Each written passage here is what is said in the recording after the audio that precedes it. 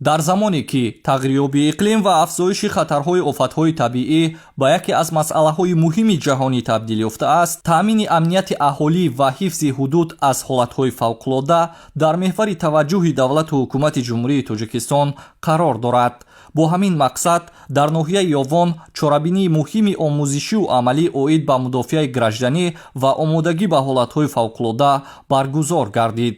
дар чорабинии масъулини мақомоти иҷроияи ҳокимияти давлатии ноҳия, намояндагони мақомоти ҳифзи ҳуқуқ, масъулони сохторҳои соҳавӣ, кормандони тандурустӣ, маориф, хадамоти оташнишонӣ ва дигар ниҳодҳои марбута иштирок намуданд. ҳадафи асосии чорабинӣ баланд бардоштани сатҳи омодабошии сохторҳои масъул, таҳкими ҳамоҳангии фаъолияти ниҳодҳо ва омӯзиши роҳҳои дурусти вокуниш дар ҳолатҳои фавқулодда арзёбӣ гардид.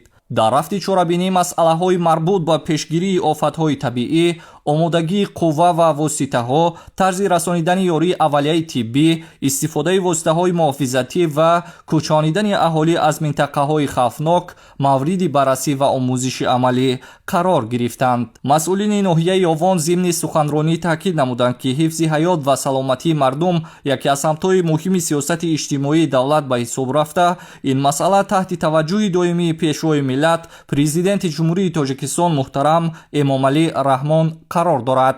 ба таъкиди масъулин, дар шароити имрӯза ки хатари селу обхезӣ, яч, заминларза ва дигар офатҳои табиӣ бештар эҳсос мегардад, баландбардоштани маърифати аҳолӣ ва омодасозии сохторҳои дахлдор аҳамияти аввалиндараҷа дорад. ҷараёни машқҳои амалии мудофиаи гражданӣ нишон дод, ки сохторҳои ноҳия барои вокуниши фаврӣ дар ҳолатҳои фавқулодда омодагӣ дошта, баҳри ҳифзи аҳолӣ ва коҳиш додани хатарҳои эҳтимолӣ тадбирҳои мушаххас роҳандозӣ мешаванд. иброз гардид, ки мақомоти иҷроияи ҳокимияти давлатии ноҳияи Ёвон минбаъд низ барои таҳкими иқтидори мудофиаи гражданӣ, беҳтар намудани сатҳи омодагии сохторҳо ва таъмини амнияти шаҳрвандон тадбирҳои заруриро амалӣ хоҳад намуд.